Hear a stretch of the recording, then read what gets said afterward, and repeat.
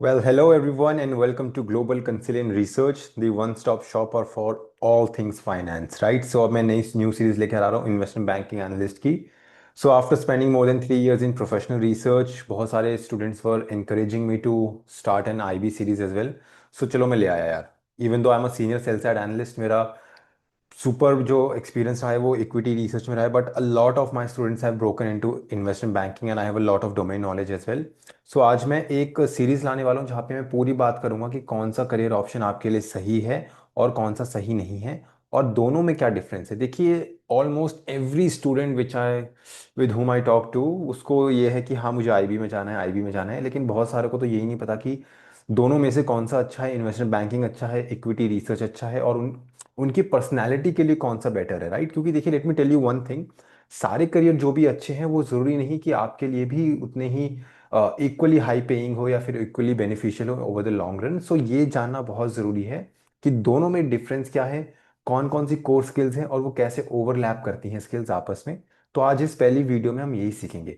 अगली वीडियो में हम और डीप में जाएंगे कि आप क्या सैलरी एक्सपेक्ट कर सकते हैं, कौन कौन सी क्वालिफिकेशन रिक्वायर्ड है एंड कौन कौन सी आपके पास स्किल्स होनी चाहिए. सो आज की वीडियो में हम ये सीखेंगे कि बॉस दोनों में डिफरेंशिएट कैसे होते हैं और आपकी पर्सनैलिटी के हिसाब से कौन सी चीज़ बेहतर है. सबसे पहला सेगमेंट जो है हमारी वीडियो का, वो ये है कि एक कुछ ऐसी स्किल्स जो सारे फाइनेंस फील्ड में कॉमन होती हैं, ऑलमोस्ट सभी में. भले ही आप बाय साइड की बात करो, अगर आप इक्विटी रिसर्च में भी हो, अगर आप बाय साइड में हो, राइट, और जैसे अगर आप सेल साइड में भी हो, जो कि मैं हूं, अभी धीरे धीरे बाय साइड भी कन्वर्ट हो ही जाएगा सूनर और लेटर, या फिर आप एमएनए एक्टिविटी में हो, या फिर आप फाइनेंशियल मॉडलिंग में हो बस केवल, या फिर आप सिंपल से एक एक्सेल ऑपरेटर भी हो. कुछ ऐसी स्किल्स होती हैं जो आपको मास्टर करनी पड़ेंगी, और भले ही फिर आप आईबी में जाना चाहें. सबसे पहले जो स्किल होती है वो है कैपिटल मार्केट्स की नॉलेज, राइट. अगर आपको कैपिटल मार्केट्स का मतलब नहीं पता, I am so sorry to say, आप इस वाली स्किल्स को नहीं डेवलप कर पाओगे, आप ज़्यादा आगे नहीं बढ़ पाओगे. सो कैपिटल मार्केट मतलब आपका स्टॉक मार्केट, लॉन्ग टर्म आपकी इक्विटी सिक्योरिटीज और लॉन्ग टर्म जो बॉन्ड्स होते हैं उसको हम कैपिटल मार्केट्स बोलते हैं, राइट.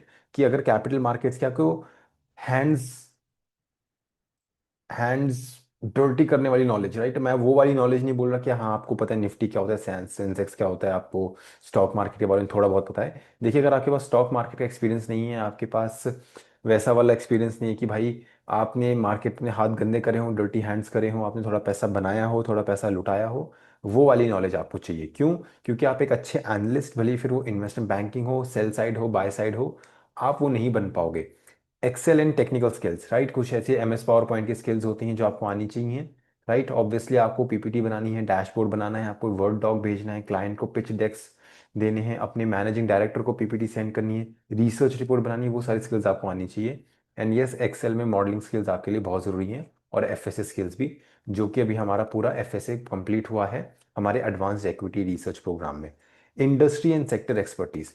देखिए, मैं आपको एक बात बताता हूँ. कोई भी इन्वेस्टमेंट बैंकर ऐसा नहीं होता कि वो सारे सेक्टर या इंडस्ट्री में के आईपीओ या एमएनए करता है. काफ़ी सारे ऐसे सेक्टर स्पेसिफिक भी इन्वेस्टमेंट बैंक्स होते हैं. जैसे जब मेरी ट्रांसफॉर्मर एंड डिस्ट्रीब्यूटर वाली रिपोर्ट वायरल हुई थी, तब मेरे को एक एमएनए इन्वेस्टमेंट बैंक ने बुलाया था. वो लोग सिर्फ एमएनए करते हैं पावर सेक्टर में, सिर्फ पावर सेक्टर में. उनका एफएमसीजी में क्या हो रहा है या किसी दूसरे सेक्टर में क्या हो रहा है, सेमीकंडक्टर में क्या चल रहा है, उनको कोई मतलब नहीं है.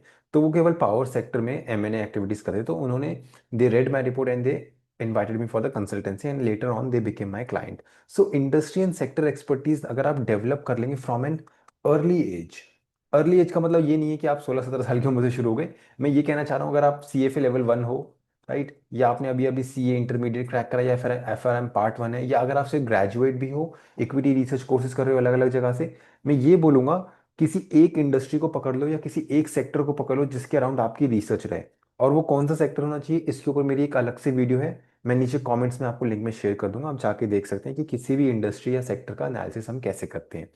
फोर्थ जो स्किल है वो है फाइनेंशियल मॉडलिंग मास्टरी. अगला जो प्रोग्राम है हमारा, देखिए, वो वैल्यूएशन मॉडलिंग बूट कैंप है. अभी जो हमारा एडवांस्ड इक्विटी रिसर्च प्रोग्राम है, आप जाके मेरे यूट्यूब चैनल पे या मेरे इंस्टा पे या लिंक्डइन पे जाके आप रिव्यूज चेक कर सकते हैं. More than 120 students joint and every one of them gave a 5 star rating, right. Every one of them, right. So valuation modelling भी कुछ ऐसा ही होने वाला है. सो make sure you do join me, right. और वैल्यूएशन एक्सपर्टीज, अब देखिए यहाँ पे, ये आप बोलोगे ये भी सेम है, ये भी सेम है. देखिए, अंडरस्टैंड वन थिंग कि वैल्यूएशन से डीसीएफ घुमाना या एक्सेल में मॉडलिंग करना नहीं होता. वैल्यूएशन, अगर आपको कोर कॉन्सेप्ट समझ नहीं आते वैल्यूएशन के, आप नहीं कर पाओगे. क्योंकि देखिए it's not just about putting in the numbers in a model and getting an output, right. So जो पूरा फ्लो होता है किसी भी सेक्टर की वैल्यूएशन का, वो आपको समझ आना चाहिए कि किसी भी सेक्टर में वैल्यूएशन री रेट कैसे होती है और डी रेट कैसे होती है। Last but not the least, जो कि सबसे इंपॉर्टेंट होना चाहिए, वो है अटेंशन टू डिटेल, राइट। कि अगर आप छोटी छोटी डिटेल को फाइंड करके उसमें फॉल्ट क्रिएट कर सकते हो और उसको फिर एरर फ्री कर सकते हो, तो आप बहुत आगे जाओगे इस फील्ड में। क्योंकि जो स्मॉल स्मॉल डिटेल होती है ना, अगर वो आप मिस कर रहे हो, देन क्लाइंट को आपका काम पसंद नहीं आएगा और आप अपनी जॉब लूज कर सकते हो। सो मेक श्योर जब भी आप किसी प्रोफेशनल फील्ड में हो, attention to detail should be one of your key skills, right. So make sure ये जो स्किल्स है ये आप आज ही डेवलप कर लें, भले ही आपको ये पता ना हो कि आईबी में जाना है या कौन सी फील्ड में जाना है। ठीक है। नाउ तो क्वेश्चन कम, सर मेरे को इन्वेस्टमेंट बैंकिंग में जाना है, मेरे को, मैंने इतने सारे फाइनेंशियल मॉडलिंग के कोर्स कर लिए हैं, L1 भी मैंने क्लियर कर लिया है, बट मेरे को आईबी नहीं मिल पा रहा। देखिए सबसे पहले अंडरस्टैंड वन थिंग कि इन्वेस्टमेंट बैंकर करते क्या है। देखिए इन सिंपल टर्म्स, अगर मैं बिल्कुल सिंपल टर्म्स में बात करूं, एक investment banker is a financial architect who helps companies, governments and institutions raise capital, restructure their balance sheets and execute mergers and acquisition. That is it. Capital race करने में help करते हैं, right. IPO, आपका FPO, right. Balance sheet को restructure करना है। Let's suppose अगर आपकी बैलेंस शीट में डेट बहुत ज्यादा है, now you want to get rid of the debt. Now अब एक इन्वेस्टमेंट बैंकर क्या करेगा, सिंपल से अपना कोई क्लाइंट ढूंढ के लाएगा आपके लिए कि बॉस बाय द कंपनीज डेट, और बदले में हम ये सारी डील्स वगैरह करेंगे, इतने कॉवेनेंट्स होंगे, राइट। कि आपकी बैलेंस शीट का स्ट्रक्चर पूरा चेंज करेंगे कि बॉस आपकी बैलेंस शीट में अब आईपीओ के पैसा ज्यादा आएगा या एफपीओ एफपीओ का पैसा ज्यादा आएगा, और जो पूरा कैपिटल स्ट्रक्चर है वो हम रीडिफाइन करेंगे। एग्जीक्यूट एमएनए, अब देखिए अभी रिसेंटली काफी सारी एमएनए एक्टिविटीज हुई हैं, मर्जर्स हुए हैं, एक्विजिशन हुए हैं, राइट। अभी डी मर्जर हुआ है टाटा मोटर्स का। सो इन सारी चीजों के लिए भाई आपको इन्वेस्टमेंट बैंकर्स चाहिए, क्योंकि इनके पास there is a network of clients with them. बहुत सारे म्यूचुअल फंड्स, बहुत सारे पीएमएसएस, बहुत सारे hedge funds, AIFs, family office इनके क्लाइंट्स होते हैं, एंड उनको ये डीलिंग करवाते हैं। This sit at the intersection of corporate finance, आपको कॉर्पोरेट फाइनेंस आना चाहिए। कैपिटल मार्केट्स, अगर कैपिटल मार्केट्स की नॉलेज नहीं है तो आप नहीं कर पाओगे, as simple as that. So आज से ही आप स्टॉक मार्केट में थोड़ी बहुत आप इन्वेस्टमेंट चालू कीजिए, so that you get a hold of the practical world of the finance and strategic advisory, right. अब एडवाइजरी देने के लिए आपको ऑब्वियसली बात है क्वालिफिकेशन होनी चाहिए, आपके पास स्किल होनी चाहिए और आपके पास एक्सपीरियंस होना चाहिए। It's not just about some courses, right. They simply connect companies that need capital with investor who have the capital. Now देखिए अगर एक कंपनी ए है और उनको कैपिटल रेस करना है, राइट। अब इन्वेस्टमेंट बैंकर क्या करेगा, ये सीधा इन्वेस्टर्स के पास जाएगा जिनके पास पैसा है, और वो उनको आपस में कनेक्ट करवाएगा एंड बदले में थोड़ी सी फीस चार्ज करेगा, राइट। कि कितना पैसा रेज करना है, किस फॉर्म में करना है, क्या कॉस्ट आएगी और किससे करना है, ये इन्वेस्टमेंट बैंकर डिसाइड करता है। आपका day in and day out काम कुछ इसी प्रकार होगा, और मैं डिटेल में बताऊंगा कि एक डील फ्लो कैसे होती है अपनी अगली वीडियो में। बट इस वीडियो में मैं सबको, जितने भी हमारे बिगिनर स्टूडेंट्स हैं उन सबको मद्देनजर रखते हुए सिंपल वे में अभी मैं बस इंट्रोडक्शन दे रहा हूँ इन्वेस्टमेंट बैंकिंग का, right. So understand one thing कि अगर आपको ये काम नहीं पसंद आ रहा तो आप नहीं कर पाओगे, राइट। सो डेली एक्टिविटीज कैसी होती हैं, सिंपल से फाइनेंशियल मॉडलिंग के अराउंड रिवॉल्व करती है। तो आपको एक्सेल मॉडलिंग बहुत अच्छे से आनी चाहिए, एक्सेल नहीं आता तो नहीं आता आपको। वैल्यूएशन, वैल्यूएशन के कोर कॉन्सेप्ट आपको पता होने चाहिए, DCF, comps and precedent transactions, and आपका रिलेटिव वैल्यूएशन, आपका एसेट बेस्ड वैल्यूएशन, आपका option pricing model, right, and so forth. Presentation building, right. इसके ऊपर मेरे पास एक डिटेल वीडियो है जिसमें मैंने वैल्यूएशन भी पढ़ाई है और वैल्यूएशन की रिपोर्ट कैसे बनाते हैं वो मैंने बहुत डिटेल में पढ़ाया है। सो मेक श्योर, मैं आप नीचे जाके कमेंट्स में चेक करें, सारे रिसोर्सेज आपको मिल जाएंगे। And yes, a lot of you wants to join for the personal mentorship program in our WhatsApp channels, Telegram channels, right. अगर आप व्हाट्सएप चैनल में हो देन वेल एंड गुड, अगर नहीं हो तो मैं आपको एक नए टेलीग्राम चैनल का तो ऐड लिंक दे दूंगा, उसमें आप ज्वाइन कर सकते हो। बट अंडरस्टैंड वन थिंग कि जितने भी हमारे चैनल्स हैं उन सब में मेंटोरशिप का जो कंटेंट होता है वो सेम होता है। सो अगर आप किसी दो ग्रुप में हो तो एक ग्रुप लेफ्ट मार दो, ताकि आप किसी दूसरे की सीट ना खाओ, right. So analyst construct complex model for IPO pricing, MNA synergies, LBO modeling and methods like DCF, comparable company analysis and precedent transaction analysis, right. So इनकी ये मॉडल बिल्डिंग होती है एंड उसके अराउंड ये लोग inputs and outputs decide करते हैं कि किस कंपनी को किस लेवल की प्राइसिंग देनी है। They perform deep FSA, right. FSA हमारे फाइनेंशियल स्टेटमेंट एनालिसिस आपका बहुत ही डीप में होना चाहिए, एंड इसके ऊपर मेरे पास एक फ्री में कोर्स है यूट्यूब में, राइट। आप वो जाके देख सकते हैं, I share the link below. And हमारा जो एडवांस्ड इक्विटी रिसर्च प्रोग्राम है उसमें हमने बहुत डिटेल में सिखाया हुआ है, राइट। पिच बुक्स क्रिएट करना, ट्रांजैक्शन डेस्क क्रिएट करना for meetings, run scenario sensitivities to test how the valuation.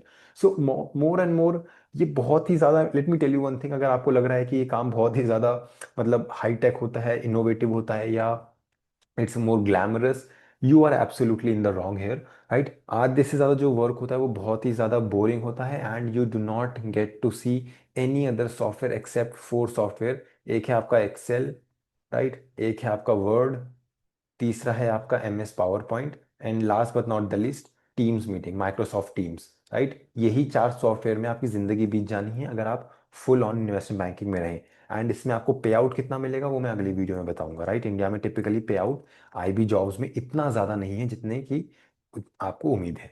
ना तो क्वेश्चन कम्स कि भाई इक्विटी रिसर्च एनालिस्ट क्या करता है, मैं क्या करता हूँ, और कोई दूसरा एनालिस्ट जो गोल्डमैन सैक्स में है वो क्या करता है। देखिए सिंपली से एक प्रोफेशनल एनालिस्ट जो करता है वो, उनका काम बहुत ही ज्यादा बोरिंग है, इससे भी ज्यादा बोरिंग है। कम से कम जो आईबी है, आईबी एनालिस्ट है, वो on a daily basis investor से मिलता है, राइट। इक्विटी एनालिस्ट क्या करता है, वो studies listed companies industries in depth to help investors make better decisions about buying, holding and selling stocks, as simple as that.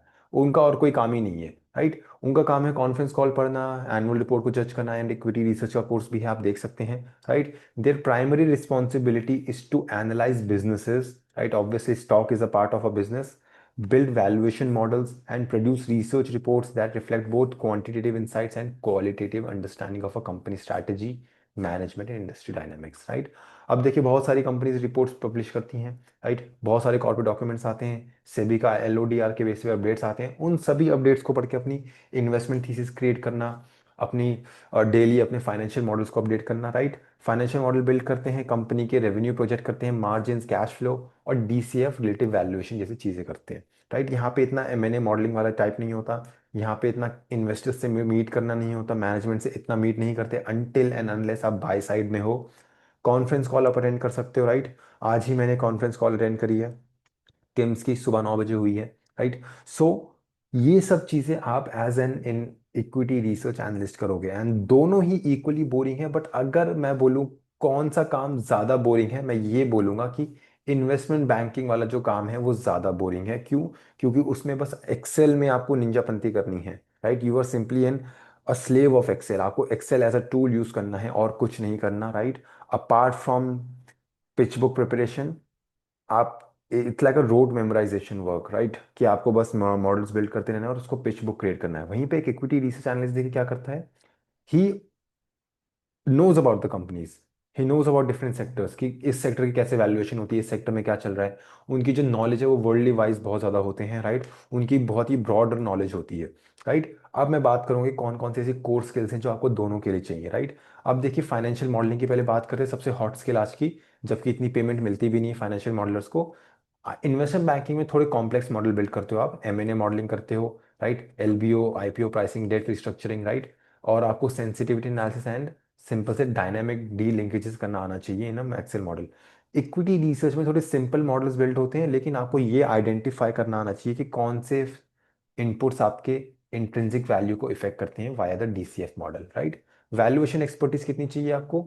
Usually जो investment banking में होता है वो transaction based valuation, basically PE multiples वगैरह ज्यादा use होते हैं as compare to DCF और प्रेसिडेंट ट्रांजैक्शन। वहीं पे इक्विटी रिसर्च में बोलूंगा डीसीएफ में, डीसीएफ यूज हो सकता है EV to EBITDA, price to earnings, right, ROIC versus वैक स्प्रेड्स, राइट, सिंपल सा EVA, economic value added model, right. So but ये भी कॉन्टेक्स्ट में होता है in the understanding of the industry cycle, right. Accounting fluency, आपको थोड़ी बहुत डीप अंडरस्टैंडिंग चाहिए अकाउंटिंग स्टैंडर्ड्स की।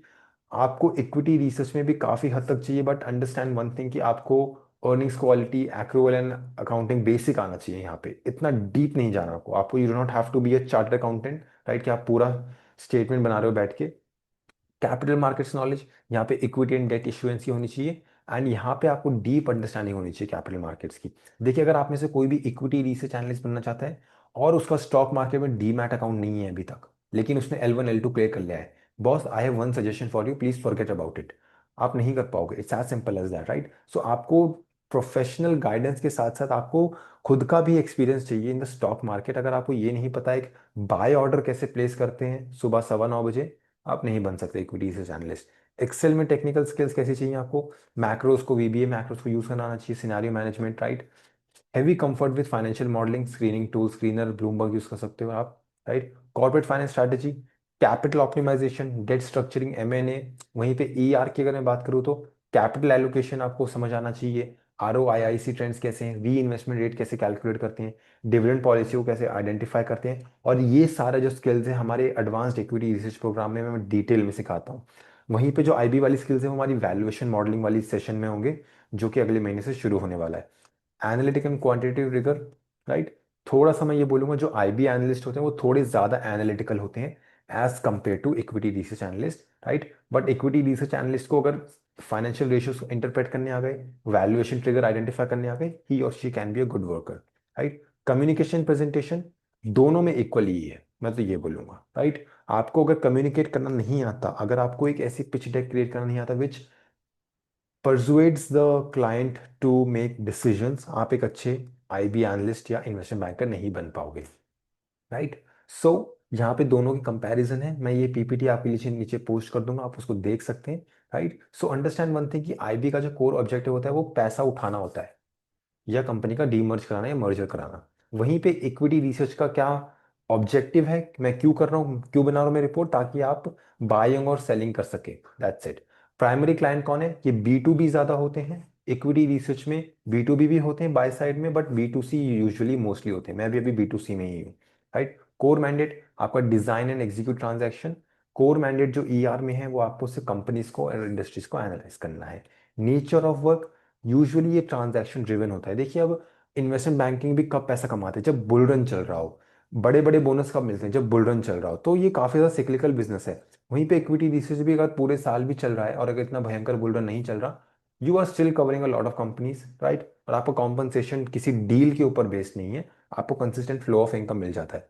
Core skill set, modeling, valuation, deal structuring, negotiation, यहाँ पे आपको थोड़ा ज्यादा डायनामिक होना पड़ेगा, right. If you are not unable to deal with management, deal with investor to persuade your investor, let suppose अगर आप इन्वेस्टमेंट बैंकर हो और मैं एक बहुत बड़ा एचएनआई इन्वेस्टर हूँ, अगर आप मेरे को परसुएड नहीं कर पा रहे, I am not going to make an investment in your client, right. वहीं पे ईआर में financial modeling, industry analysis once again repetitive है।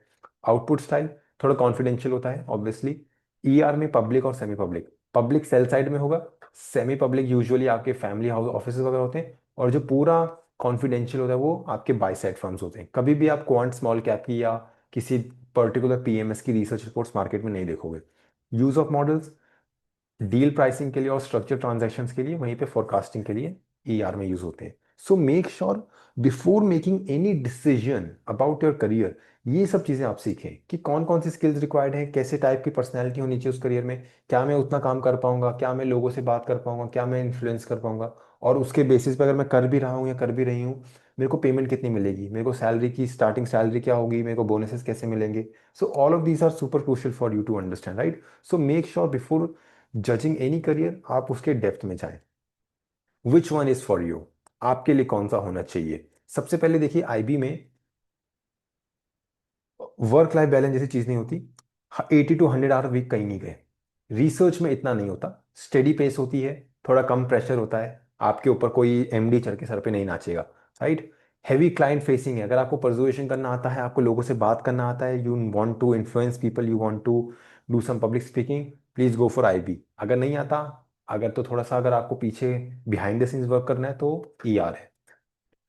आईबी में आपका शॉर्ट टर्म साइकिल्स चलती हैं, मीडियम टर्म साइकिल्स भी चलती हैं, बट ऐसा कोई भी सीजन नहीं होगा आईबी का कि भाई पूरा आईबी एक्टिविटी बहुत चल रही है, उसके लिए बहुत लंबा बुल रन चाहिए होता है। वहीं पे इक्विटी रिसर्च में लॉन्ग टर्म बिजनेस फंडामेंटल्स के ऊपर बात की जाती है, राइट, कि हमें क्या खरीदना है क्या बेचना है।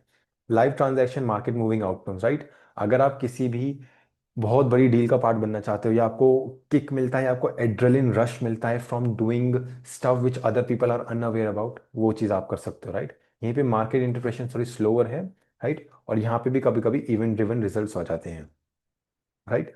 थोड़ा सा आपको ज़्यादा प्रिसाइज होना पड़ेगा, एनालिटिकल होना पड़ेगा, और आपको लीगल डॉक्यूमेंटेशन वगैरह भी थोड़ा पढ़ना पड़ेगा। सो अंडरस्टैंड वन थिंग, जितने भी इन्वेस्टमेंट बैंकर्स होते हैं वो ज़्यादा एनालिटिकल होते हैं, ज़्यादा कॉन्फिडेंट होते हैं किसी टिपिकल इक्विटी रिसर्च एनालिस्ट जो कमरे में बैठ के कॉन कॉल ही पढ़ता रहता है, right. But still you need accuracy in valuation model for equity research excellence, right. वहीं पे अगर आपको स्टोरी टेलिंग करने में मजा आता है, यहाँ पे इतनी इंपॉर्टेंट नहीं है, यहाँ पे बहुत इंपॉर्टेंट है। अगर आपको कंटिन्यूअस लर्निंग चाहिए, मैं बोलूंगा इक्विटी रिसर्च पकड़ लो भाई। कंटिन्यूस लर्निंग इक्विटी रिसर्च में ज़्यादा होती है। अलग अलग सेक्टर्स के बारे में, अलग अलग कंपनीज के बारे में, कुछ ऐसी हिडन कंपनीज के बारे में आप बना सकते हो, राइट। सो वहाँ पे इक्विटी रिसर्च कंप्लीटली जीत रहा है, वहाँ पे इन्वेस्टमेंट बैंकिंग हार रही है, right. So understand one thing कि ये सब चीज़ें आपको जाननी है कि क्या ये सारे पर्सनैलिटी ट्रेट्स अगर आप में हैं तो कौन सा मेरे को पिक करना है, IB पिक करना है, ER पिक करना है, और बदले में मेरी सैलरी क्या है, राइट। सो सैलरी वाला जो पार्ट है वो अगली वीडियो में आएगा। टिल देन मेरी ये CFA वाली वीडियो देखिए आप, मैं इसका लिंक नीचे पोस्ट करूँगा डिस्क्रिप्शन में और कमेंट्स में भी। And I will see you in the next session very soon. Thank you so much focus.